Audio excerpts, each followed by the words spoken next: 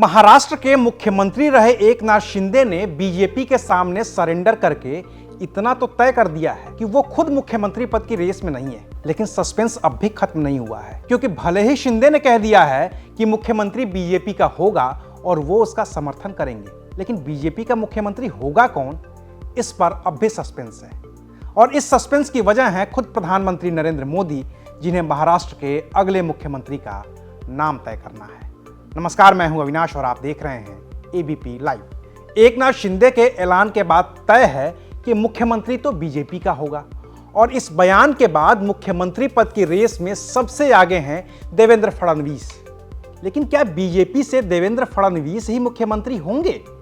इस पर तो अभी तक किसी ने मुहर नहीं लगाई है। शिंदे ने कहा कि प्रधानमंत्री मोदी और गृह मंत्री अमित शाह जो तय करेंगे वो मान्य होगा, लेकिन अभी तक न तो पीएम मोदी ने, न ही गृह मंत्री अमित शाह ने, न ही बीजेपी अध्यक्ष जेपी नड्डा ने और न ही महाराष्ट्र के प्रभारी भूपेंद्र यादव ने देवेंद्र फडणवीस के नाम की मुहर लगाई है।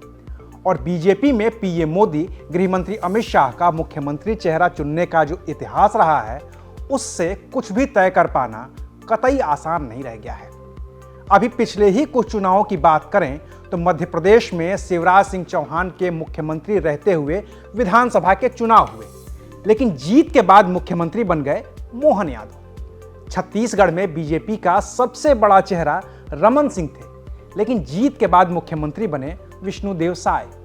राजस्थान में बीजेपी का सबसे बड़ा चेहरा वसुंधरा राजे थी, लेकिन भरे मंच पर उनके ही हाथों इस बात का ऐलान करवाया गया कि भजन लाल शर्मा राजस्थान के नए मुख्यमंत्री होंगे।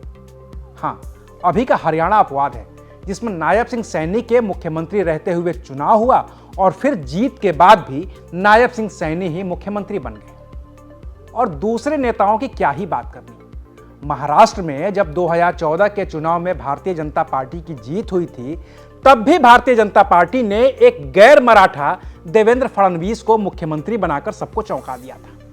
उसी साल झारखंड में भी गैर आदिवासी समुदाय के रघुवर दास और हरियाणा में गैर जाट नेता मनोहर लाल खट्टर को मुख्यमंत्री बनाया गया था, जिसने पूरे देश की राजनीति में हलचल मचा दी थी।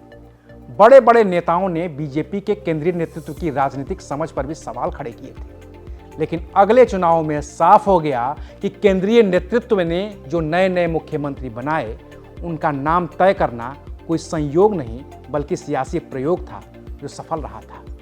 ऐसे में 132 सीटें जीतने के बाद भी बीजेपी का आला कमान महाराष्ट्र में कोई सियासी प्रयोग कर दे तो किसी को शायद ही कोई हैरत होगी। शुक्रिया, आप देख रहे थे एबीपी लाइव।